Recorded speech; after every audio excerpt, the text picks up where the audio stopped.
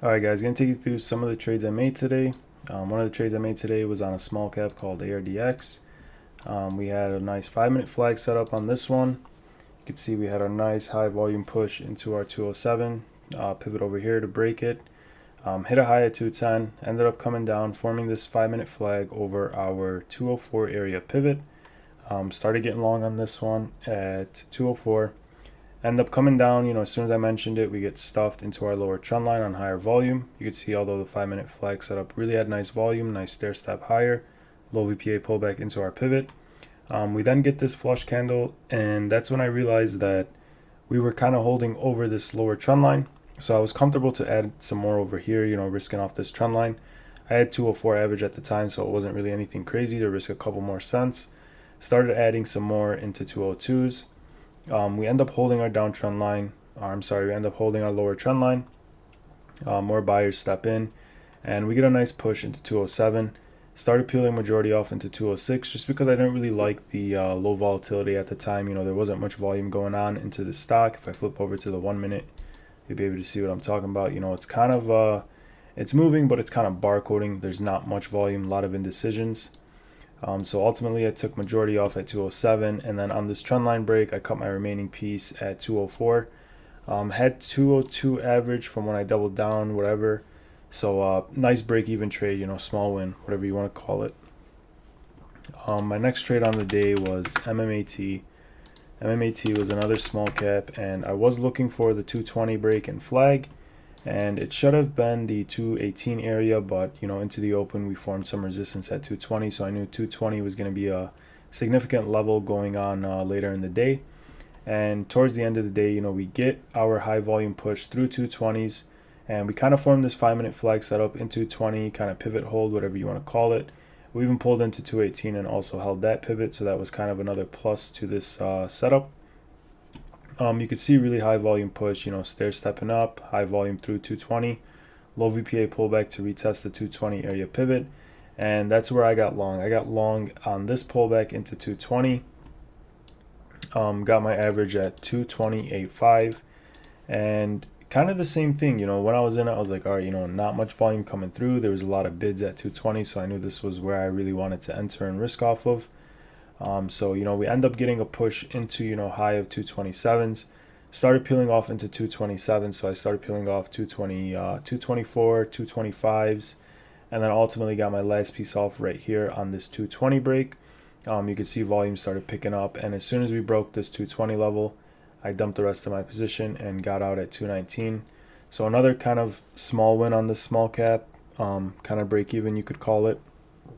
This is just the action that we are dealing with at the moment with small caps, and so kind of got to take whatever you can get on these small caps. Another trade that I had, which was on a small cap, was on ticker EAF. EAF kind of had a nice 5-minute flag as well. Ended up getting out of it for break even, kind of small win you can call it. So you can see we broke over this 540 area pivot, high volume. Then we end up getting a low VPA pullback into our 543 area pivot to retest it, also forming this nice 5-minute flag. I had my first adds on this one at 546, ended up adding more into this 540 area pivot, bring my average down to 544, 5448 to be specific. Buyers end up coming in, we get a nice push into 547s, peeled some off, and then on this candle right here I noticed same thing, low volume. Didn't think we would really open up, even though we had a lot of range on the daily. You could see it was kind of a grinder in the morning, but overall, when I switched back over and I started looking at it, I'm like, okay, this volume here that we're dealing with in this area is nothing special compared to the volume that we had in the morning. So therefore, I really don't want to get out of this position. But at the time, I was like, okay, either my stop gets hit, or I can get out of it with small profit and just call it break-even trade. So that's what I did. We end up popping up to 549, got majority off into 547, 548. Then we end up stuffing down, and that's when I got out of my last piece right on the break. Last piece was still that break even, so overall it was, call it small green, I call it break even. So those are my trades on the small caps. Not a lot of momentum going on these days, a lot of failed setups, so we just kind of deal with what we got. Another play I took was on SPY, and drag this over here so I can kind of walk you guys through it. Really nice setup on SPY. I've noticed my edge with these large caps have been, these trend line breaks, and so that's what I have been playing lately. So you can see on SPY we have this, nice lower trend line here, and we end up having 1 point that tests it, 2 point that tests it, kind of, not really, but in the area. Also right here, right here. Then we also have our VWAP. You can see VWAP was acting as resistance, broke over it, now it's acting as support. Then we break back below it, and over here it starts acting as resistance again. So on this break over here, when I noticed VWAP was acting as resistance, I started telling myself, okay, VWAP is starting to act as resistance. We're coming down to this trend line. There's a very high possibility that we may correct this trend line. If you also draw a down trend line from this high, why isn't that working? From this high like that, you could see, we rejected perfectly, and we ended up coming down lower. At the time, I did not have that drawn, but my main focus was on VWAP. You could see resistance, and then once again support, and then once again resistance. And right when we cracked this trend line over here, that's when I got short on SPY. I was targeting the 390 puts at the time, and I was targeting 393.50. You could see it was a previous level over here, and it was also a psych level.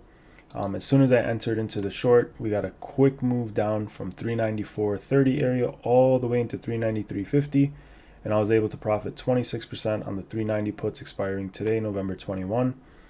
So I thought that was pretty cool. That was my first trade on SPY over there. And then moving on later into the day, well, not really later into the day, just a couple of minutes later, you could see that SPY had this nice setup over here.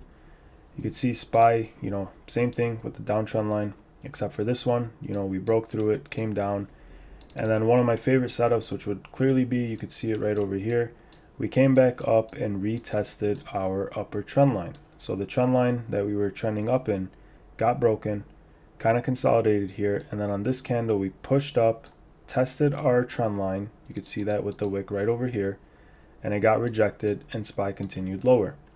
This time I was targeting this level of 393 because I knew if we broke 393.50, our next level of support would have been 393. You could see clear support over here, and then 393.50 was right in this area. We break below it, my next target is going to be 393. So on this trade, I targeted the same position. I targeted the 390 puts, and I was able to capitalize 37% on them. Just simple technical plays over here. Break our trend, retest, get short again, and make the move into our 393 support. My last trade on the day for SPY, I'll get into the charts and I'll explain this one. It was kind of a wedge, you could say, and I was just on the right side of the wedge. However, there were certain things that kind of told me to, get short instead of getting long, and those things were very simple. You can see we have lower high, lower high, lower high, lower low, lower low, lower low, etc. We're trading inside of this channel. Then we also have this kind of uptrend that we keep on getting rejected. You can see we were trending higher, ended up breaking our trend, coming up to retest it, and we kept on getting rejected. Another thing about this area is every time we came up to it, we would get smacked down. The range on these candles were very wide. We would go up to 394.90s, then we would get smacked down all the way into our VWAP. We did it multiple times, and this is what told me, okay, hey, maybe we should get short, risk off 395, which was right in this area, 394.94 cents. I'm going to round it to 395 just because it's a whole psych level. So I started adding the 393 puts expiring today right in this area. At the time, they were around 10 cents. Started scaling into them. By the time I got my final adds, they were at 3 cents. And I got my final adds right up here. And as soon as I did, we had this big move down. I was looking for the break of this, lower trend line because we started creating higher lows. But ultimately, I noticed okay, every time we, come up here, we're getting stuffed every single time, so we were in this range. And just this simple thing of being rejected off of this trend line kind of gave me a signal of, hey, maybe we should go short with risk over this trend line. And then the other thing that kind of gave me not really confirmation, but gave me the thesis of going short was the simple rejection that we would get every time we came up to this level. And the fact that we're clearly in this channel. You could see lower highs all the way through. came up to it here, and we really got rejected off of it to make that lower low into our lower channel. And I covered full into this drop all the way into 394 area. Reason I was targeting 394 was because you could see it was a clear level of support over here. We came right into it. That's when we ended up getting sucked up. By this time I was out of my position full, and we end up getting the end of day rally, if you want to call it. But really nice trade here. Was able to profit 130% on these contracts. I had a nice chunk of them since they were cheaper. I'm very proud of that. So yeah, those are all my trades. If you found this helpful, go ahead, give me a follow on Twitter. Saw trades with an underscore at the end. I post a lot of ideas throughout the day, watch lists, news, whatever you call it.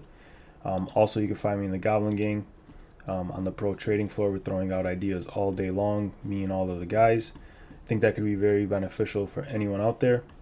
With that being said, if you did find this useful, give it a thumbs up. Give me a subscribe if you'd like. And we'll see you tomorrow for tomorrow's review. Take care, everyone.